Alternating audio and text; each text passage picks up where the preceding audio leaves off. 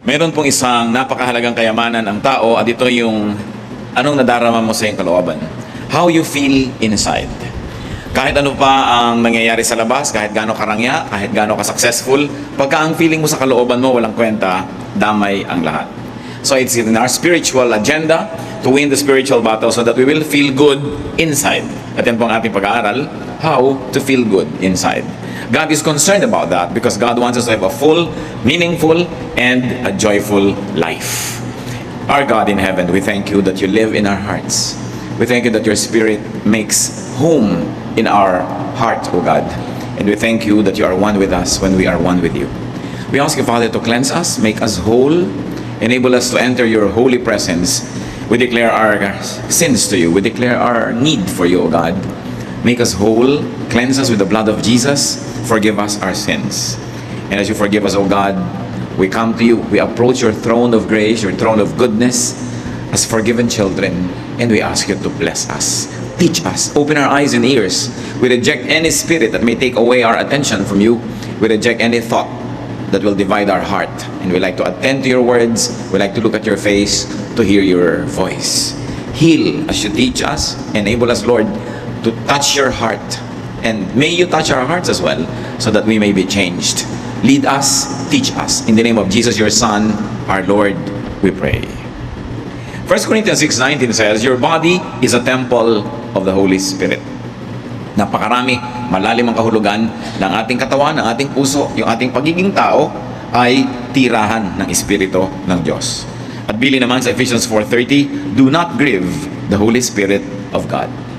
So nakatira sa puso ng tao ang Espiritu ng Diyos at kabilin-bilinan, huwag palungkutin, huwag pagluksain, huwag bibigyan ng at tatanggalan ng sigla ang Espiritu na nasa atin. How to feel good inside? First of all, be clean. It's very important to be clean. Lalo tayo mga Pilipino, mahilig talaga tayo sa hygienic practices. Kahit ano pa ang kalagayan mo, pag hindi ka nagsipilyo, parang you don't feel happy. So, ang mga empleyado, makikita mo after lunch break, kanya-kanyang sipilyuhan sa mga lababo, sa mga banyo, kung saan-saan. Kahit konti na lang ng tubig, ipampapaligo yan. Ano? Kaya, mahalaga clean. But that's physical cleanliness. What more, yung spiritual cleanliness. So, be righteous if you want to feel good inside. Listen to your conscience. Listen to the inner voice. Sabi sa 1 Timothy 1:19, some have rejected good conscience, and so have shipwrecked their faith.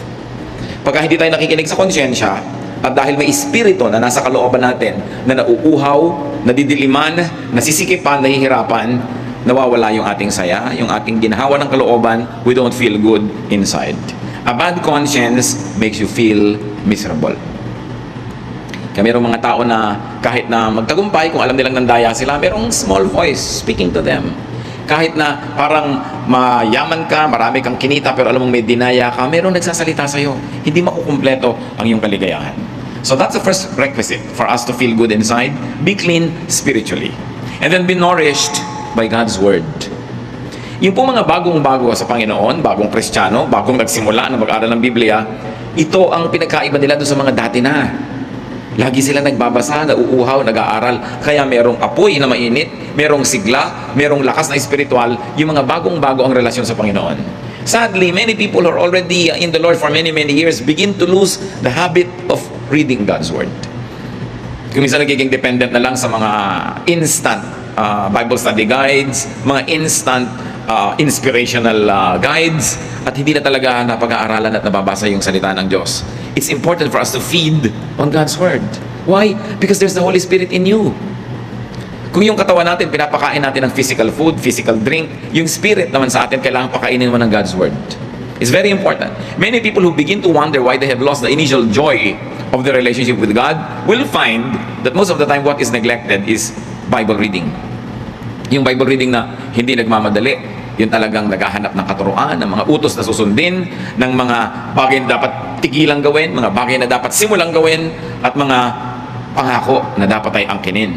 Psalm 119, 105, your word is a lamp to my feet and a light for my path. You know that light gives comfort. A lamp gives you security. And very importantly, God's word detoxifies. Marami ng uso ngayon. Bismillah, uminom ka ng ganitong herb, uminom ka ng ganong gamot, gawin mo ito, gawin mo yan, para alisin yung mga lason sa iyong katawan. Para daw luminis ang ating dugo, luminis yung ating circulatory system, lahat-lahat ng yan. Pero ang talagang panglinis ng mga spiritual toxins ay yung salita ng Diyos. Daig talaga niyan kahit ano pang gamot ang maiisip mo. Kasi yan ang nagmumula sa puso ng Panginoon. It's not important just to read, but it's very important to meditate on God's words. Kaya dapat talaga ang taong mananatili yung joy sa kanyang puso, yung malalim na kaligayahan, nagbabudget siya ng oras, naglalagay talaga siya ng panahon para magbasa ng salita ng Diyos araw-araw. Kung yun naman ay sa umagang-umaga, sa tanghali o sa gabi, kung ano yung hiyang sa inyo na panahon, pero kailangan ipinaglalaban yan. Ang mga taong tinatawag na nagbabackslide, ang kauna-unahan nilang makikita mong gawain sa pagbabackslide, yung hindi pagbabasa ng Biblia in a regular basis. Wala kang makikita na sasabihin mo, itong taong to, backslider or in a backslidden state, o nalayo sa Panginoon na patuloy na nagbabasa araw-araw. Parang hindi pa ako nakakita ng ganun. In fact, stopping reading God's Word and meditating on it every day is the beginning of backsliding. Paano po i-describe ang blessed man sa Psalm chapter 1 verse 2? His delight is in the law of the Lord, and on His law he meditates day and night. Siyempre yung ating mga Bible study leaders, mga preachers, may mga meditation yan later on for the consumption of everybody. Pero dapat meron kang personal meditation. Hindi mo lang iaasa sa teacher, sa preacher, yung pagkain, paglunok, pagdigest ng salita ng Diyos. Kailangan may kanya-kanya tayong ginagawang ganyan. Colossians 3:16, let the word of Christ dwell in you richly. Kasi sinasabi ng iba, kaya ka nagkaka-swine flu, kaya nagkakaroon ng iba't ibang flu, bumababa daw yung resistensya, bumababa yung immunity level mo. So, yung dati, dinadapuan ka ng sakit, umubo yung katabi mo, may dalang sakit, pero kung malakas ang katawan mo, hindi mo tatanggapin yung sakit na yun kasi nilalabanan ang katawan mo. At ganoon dapat yung espiritu natin, lagi tayong may intake of God's Word para pag dumadating yung temptation, dumadating yung mga pagsubok, yung mga hirap, hindi ka nun naigugupo kasi may panglaban ka. It's very important na pinakikipaglaban po yung reading and being nourished by God's Word. Meditation gives perspective. Lumilinaw yung maliit na problema, mukhang malaki yan pagka hindi mo yan tiningnan sa salita ng Diyos. Pero pagka naging malinaw sa iyo salita ng Diyos, yung mukhang malaking problema, lumiliit. Meditation gives balance. Meditation gives a sense of well-being. Kaya kahit ngayon sa mga spa, sa mga health club, yung binibigyan nila ng may meditation room pa, mayroong mga time for kung ano-anong relaxation and meditation because they have realized the therapeutic value of meditation. Ngayon, kung ginagamit mo yung Word of God, not just as therapy, kundi talagang pure food, medicine, lalong-lalo na. Another way, of course, to feel good inside. At ito naman, alam nating lahat, pero dapat na-review kasi madalas na neglect. Pray. Be prayerful. Ephesians 6:18, pray in the Spirit on all occasions with all kinds of prayers and requests. At sabi sa 1 Thessalonians 5:17, pray continually. Kailangan tuloy-tuloy ang prayer. Why prayer soothes? Nakakapagpaluwag ng dibdib. Prayer empowers. Yung bago ka nagpe-pray, parang feeling mo, talunan ka na ng mundo, wala ka nang ilaban sa mga hirap, wala ka nang kapangyarihan, pero matapos mong mag-pray, when you say amen, you will feel the resurgence of power and energy because prayer plugs you into God. Kung yung ating mga instrumento, mga gamit na di kuryente, pag isinaksak mo sa plug, pumapasok yung kuryente, umaandar yung electric fan, umiinit yung plancha, tayo sa prayer, doon tayo napaplug in sa power ng Diyos. At yung kanyang kapangyarihan mula sa langit, pumapasok sa ating espiritu, nakikiisa sa atin. Prayer transports. Kahit ikaw ay nasa isang place of misery, when you close your eyes and pray and your spirit is with God, you suddenly find yourself to be in a garden that's quiet, or by a poolside, or in a refreshing greenery, because prayer transports. Prayer allows us to transcend physical limitations. Prayer, naturally, of course, transforms. Dapat ang tao, pag ganito yung kalagayan niya, tapos nag-pray siya, pag dilat ng mata niya, pag sabi niya ng amen, hindi na ganun yung kalagayan niya, na iba na siya. Yun ang powerful prayer. Galit na galit ka kanina, nag-pray ka, kahit sandali, pinag-pray mo na alisin ng Diyos ang iyong galit, matuto kang magpatawad, matuto kang magtiis. Pag dilat ng mata mo, dapat hindi ka na kasing ganun kagalit. Kasi talagang ang tunay na panalangin, nagpapabago. Talagang maiiba yung pati physical makeup mo. According to researches, yung mga matataas ang presyon, magpe-pray sila, magme-meditate, pagkatapos sa ilang minuto, kukuhanan uli ng blood pressure, bumababa, nare-relax. Makapangyarihan ng panalangin. Hindi natin kayang maunawaan, so magdasal na lang tayo. Hindi na aarok ng siyensya hanggang ngayon yung hiwaga ng panalangin. Pero ang nananalangin mismo ang nakakaalam nun. Kaya magtataka ka yung mga iba. Mananampalataya, may daladalang Biblia, sinasabi Kristiyano sila, pero warrior. Laging nagwo-worry. Pero ang kasabihan nga, why worry when you can pray? Nagwo-worry ka, baka ka magutom bukas, ano magagawa mo? Mag-pray ka. Nagwo-worry ka tungkol sa mahal mo sa buhay na ang layo-layo, baka nasa panganib. Kaya mo ba siyang iligtas? Nandito ka. So you pray. Why worry when you can pray? Why continue feeling negative when you can come to God in prayer and ask that God soothes you, comforts you, and that God changes your disposition? Prayer makes you feel good inside. How else do we feel good inside? Be one, inside and out. Eliminate, minimize contradictions within you. Dapat pag nakangiti ang labi mo sa isang tao, pati puso mo nakangiti talaga sa kanya. Mahirap yung nakangiti yung labi mo pero nakasimangot yung puso mo. Yun yung hati ka. Hindi ka sasaya nun. Walang taong hati na sumaya. Kailangan, nando ka sa cause na gusto mo, hindi dun sa labagang yung kalooban. Dapat, sinusuportahan mo yung mga taong gusto mo talagang suportahan. Minamahal mo yung gusto mong mahalin. Ginagawa mo yung talagang gusto mong gawin. Kasi pag hindi mo pa ginawa yung gusto mong gawin, sinong gagawa nun para sa'yo? Ang pinag-uusapan siyempre natin yung mga gawain na hindi naman pinagbabawal ng Diyos. Yung pagdadalawang isip, pagdadalawang loob, nagtatanggal yan ng kapayapaan at katahimikan. Kaya mga kapatid, kung ano man ang pinagdadalawang loob nyo, pag-isipan nyo na, get good advice, manalangin kayo at magpasya na kayo sa isa. Mahirap yung dalawa-dalawa, tatlo-tatlo ang hinahabol natin sa buhay. Kailangan magpasya kang maging buo. Ang pagiging espiritual, ang pagiging makadiyos, ang isang kahulugan niyan, ikaw ay buo. Hindi ka hati. Ayaw na ayaw sa Bible ng hati. Kaya ang sinasabi, a man of a double mind will never expect to receive anything from God. Sabi, if you would like something, believe without doubting and you will get it. Because if you doubt, you are like, any leaf or anything that is being tossed about by the waves. You are like a wave being tossed by the winds. Wala kang direksyon. Kaya kailangan ng tao buo. Hindi hinahati ang puso. Halimbawa, nag-asawa ka na. Buuin mo ng loob mo na yun ay mamahalin mo. Hindi may dumadaan, iniisip mo, mamahalin ko kaya itong dumadaan. Nahahati ang loob mo. At pag nahati ang loob mo, it will show in your life. It will show in everything you do. Malilito ka ngayon. Minsan may kumakausap siya, nawawala ka sa sarili. Ha? Bakit? Kasi hati yung loob mo eh. Dapat buo. What you think and say, what you say and do, must be one. So, do the good that you think. Meron kayong gustong gawin, gawin nyo, lalo't mabuti yun. Kasi pag hindi nyo ginagawa, nahahati kayo. Do not frustrate your good side. Halimbawa, may nakaaway kayo.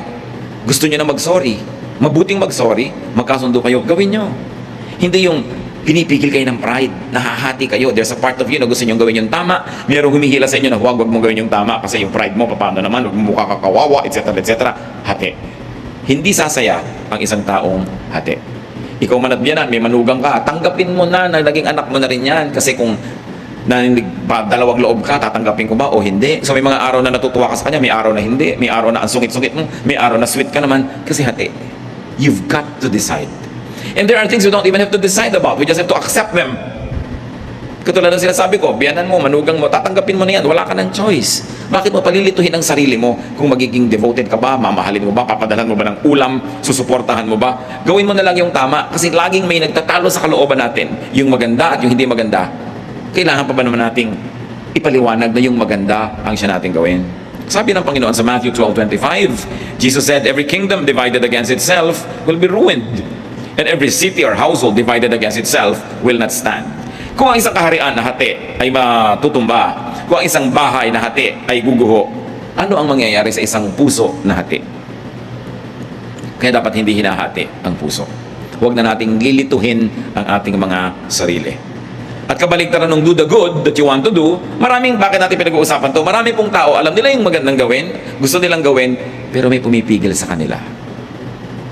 Mga tatay, gusto nila halimbawa akbayan yung anak nilang lalaki na maging tender and nice sila sa anak nila, pero hindi, this is not the macho thing to do. So, pinipigil yung paggawa ng mabuti. Why? It's good. Hindi mo naman laging pwedeng yakapin yung anak mo, hindi naman laging available. So, why not do it? Marami din mga anak gusto mag-express ng pagmamahal nila sa parents nila, hindi ma-express. Pero sa kaibigan, ang dali-dali mag-express. Pero yun lamang, yayakap ka sa magulang mo, magkikis ka, hirap na hirap ka rin. Bakit? Maganda naman yun. Huwag hatiin. And do not do the bad that you do not want to do. Alam naman natin yung masama, alam natin ayaw natin gawin, pero madalas nagagawa. Romans 7:19, for what I do is not the good I want to do. No, the evil I do not want to do, this I keep on doing. Sabi ni Paul. Ako na nga, sabi ito yung gusto kong gawin na mabuti, hindi ko nagagawa. At yung ayaw kong gawin na masama, yun na lang ang madalas na nagagawa ko. Hati. Dapat hindi ganon. Walang taong sasaya pag hati siya. Meron pa pong isang nagpapasaya ng kalooban. Again, premise on the fact that the Holy Spirit of God resides in us, that we were created in God's image. You want to be happy inside, you want to feel good inside, be noble. Nourish your nobility, your greatness. Nourish your God-likeness. Genesis 1:27, so God created man in His own image. Ang ating wangis, wangis ng Diyos. Ang espiritu natin, espiritu ng Diyos na ibinigay sa atin. Ginawa tayo upang maging mahalaga, mataas ang uri. Psalm 139 verse 14, I praise you because I am fearfully and wonderfully made. Romans 8:29, for those God foreknew, He also predestined to be conformed to the likeness of His Son. Tayo, kamukha ng Diyos, nilikha, ginawang tao, naligaw, na iba yung itsura, pero ang goal ngayon bumalik na maging kamukha uli ng Diyos through the Lord Jesus Christ. So ano ang purpose ng buhay? Maging kamukha uli ng Diyos. Maging kapareho ng Diyos ang isip, ang puso, ang gawain. At ang tao, pinakamasaya, pagka yung kanyang wangis, yung gawa niya, yung sitwasyon niya sa buhay, malapit sa wangis ng Diyos. Kasi yun ang likas, yun ang totoo, yun ang natural sa atin.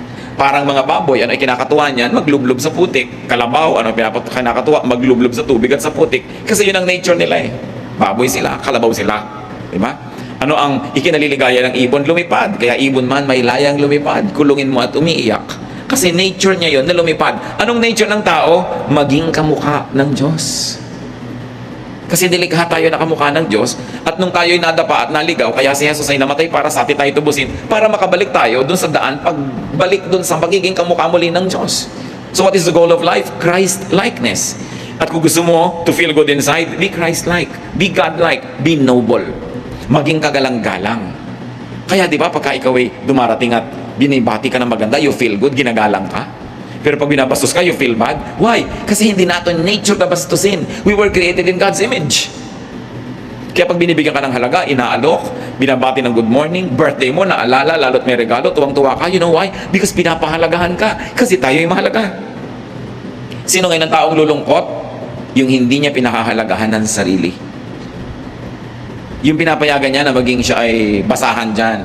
Binabastos-bastos, binabaliwala. Walang taong sumasaya na ganun. Kasi hindi na ating likas. What then should we do? No? How do we become noble and nobler and nobler? By making the right choices. May mga gusto tayong gawin na mataas, maganda, gawin natin. Meron tayong gustong sabihin na noble, gusto mong pumuri sa tao, gawin mo. Because it's the noble thing to do. Luke 12:12, the Holy Spirit will teach you what you should say. Ganun nakatanim sa ating yung Espiritu na pati sasabihin mo pa nga, maituturo ng Espiritu yung gagawin mo, yung desisyon mo, kung maganda ang relasyon mo sa Diyos. So, how do we become noble? Do good. We are most noble when we do good. We are least noble when we do things that are bad. Kaya nakikita nyo yung mga nahuhuli sa akto na gumagawa ng mali. Pinagmamalaki ba nila yun? No. Kasi hindi yun ang gusto natin na malaman ng tao tungkol sa atin. Kasi hindi tayo talaga ganun. Dapat maging mabuti at maging mabait. Because that is what is noble. Yung mabuti, inclination yon. This is the nature of the heart, mabuti. Yung mabait is kabutihan in action, nagiging kabaitan. So mabait ka, mabuti ka. Mayroong mga taong mabuti pero hindi mabait. Mabuti sila, hindi sila gumagawa ng masama. May intensyon sila gumawa ng mabuti pero wala namang action. Kailangan may action. Yun ang kabaitan. How do you feel noble? Kailan tayo nakakaramdam mga kapatid na ang taas-taas ng pagkatao mo? When you give more than you get, you feel noble.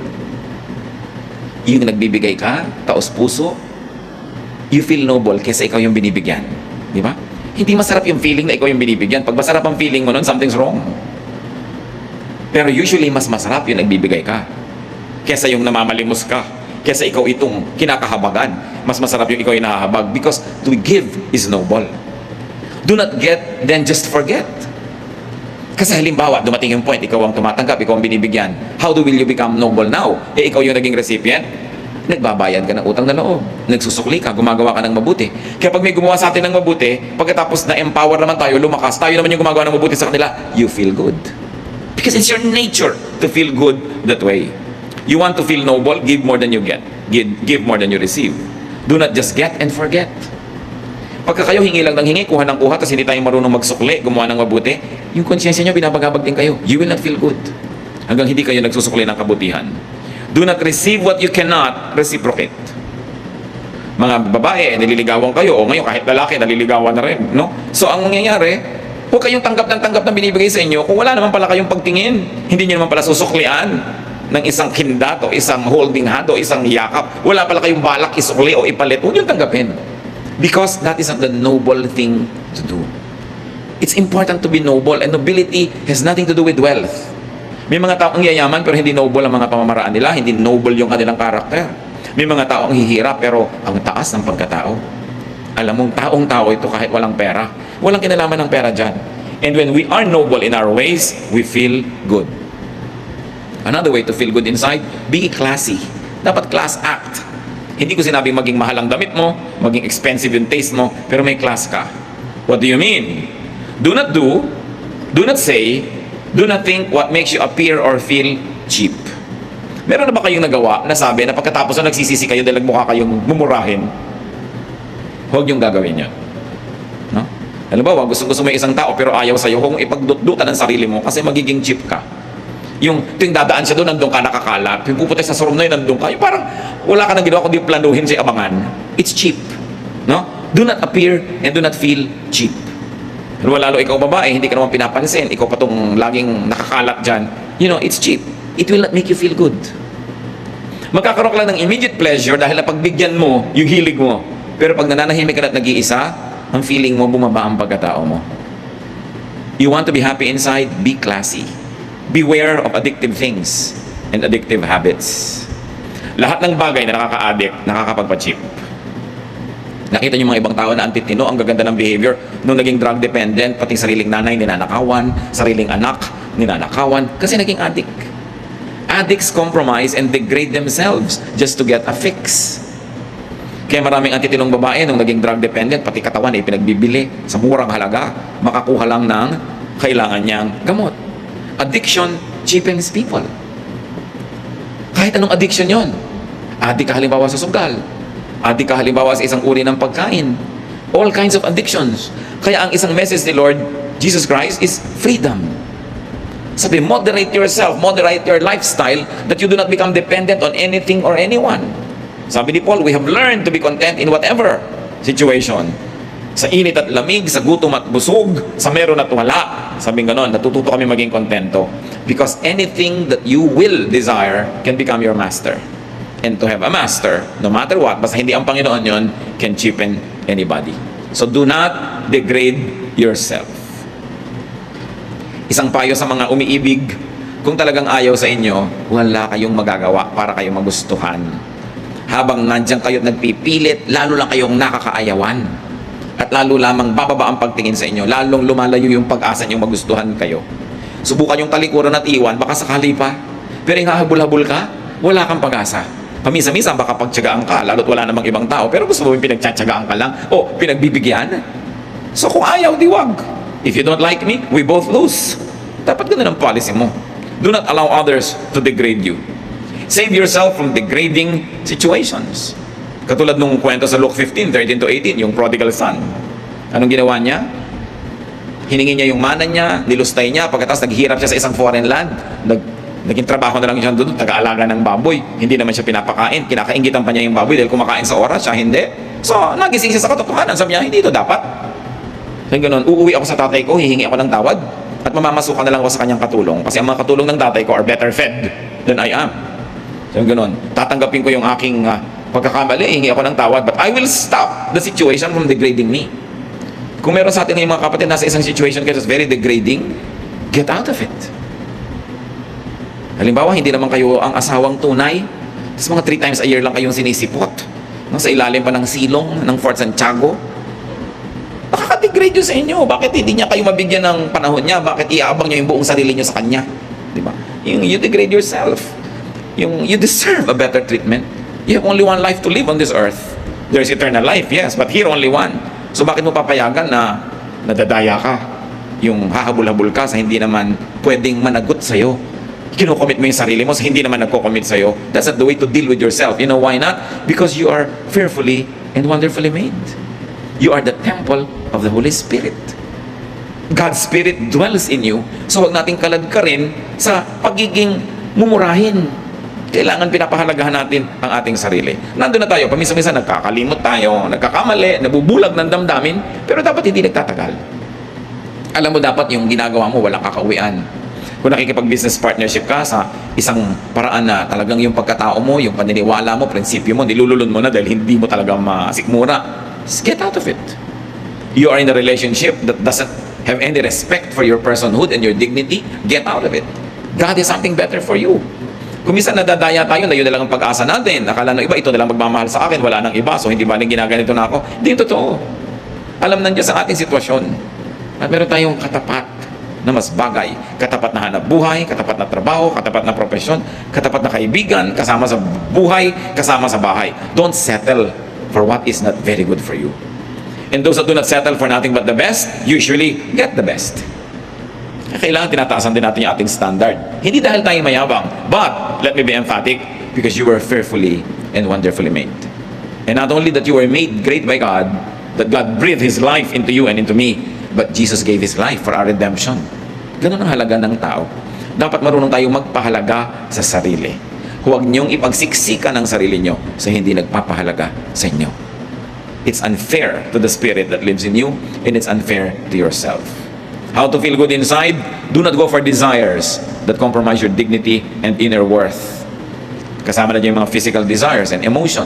As you can see, related lahat ang pinag-uusapan natin. Titus 2:12, the grace of God teaches us to say no to ungodliness and worldly passions, and to live self-controlled, upright, and godly lives in this present age.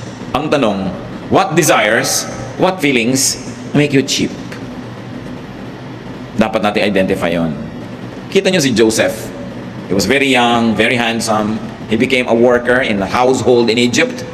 At yung misis doon sa bahay na yun, nagkagusto sa kanya. Lagi kasing wala si mister. So inaakit-akit niya si Joseph. Genesis 39, 6-8. Now Joseph was well built and handsome. And after a while, his master's wife took notice of Joseph and said, "Come to bed with me." But he refused. Kita niyo si Mrs. Potiphar was refused by a slave boy. So why put yourself in a situation where you can be refused? So in a manner of speaking, because of her desire, she cheapened herself. But of course, Joseph being a man must have also the desire. But mas pinahalagahan niya yung dignity niya. Tsaka yung relasyon niya sa Diyos. Sabi niya, how can I do this and sin against God? No? So hindi niya pinatulan itong nang-aakit sa kanya. Sa Luke 4:3-8, ganyan din ang nangyari sa Panginoon. Inaakit ni Satanas na sumamba sa kanya. Bibigay ko to sa'yo, bibigay ko to sa'yo, bibigay ko to sa'yo. Sabi ni Lord, get behind me, leave me.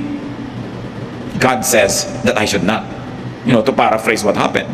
So, kung ikaw naalok ng isang bagay na gusto mo at hindi mo na isip-isip na sa paghahangad mo sa bagay na yon, bababa ang kalagayan mo, madadaya ka nga. Kaya nagsisimula tayo mga kapatid sa mataas na pagtingin sa sarili.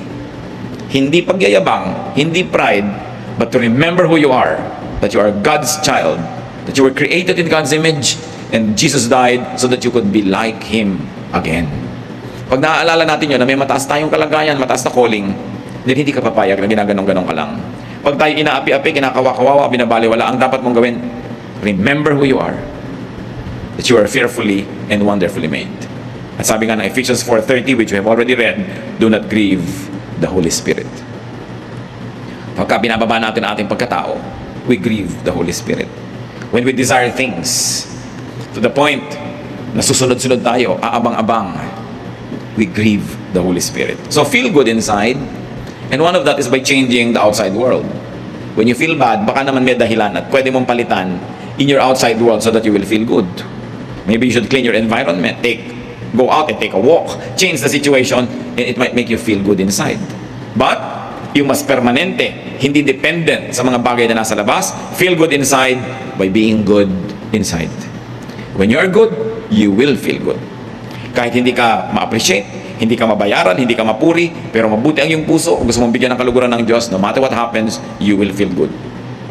Feel good inside by doing good. Napakalaki ng ligayang binibigay sa tao ng paggawa ng mabuti. Himalayan, hindi maipaliwanag, pero may nagawa kang mabuti, you will feel good. Feel good inside by nourishing your good side, not your bad side. Meron tayong good side, may bad side. But if you nourish the good side, you will feel good. If you nourish the bad side, you will feel bad. Kahit mga naging matagumpay yung bad side mo, but there's still this voice that will continue to make us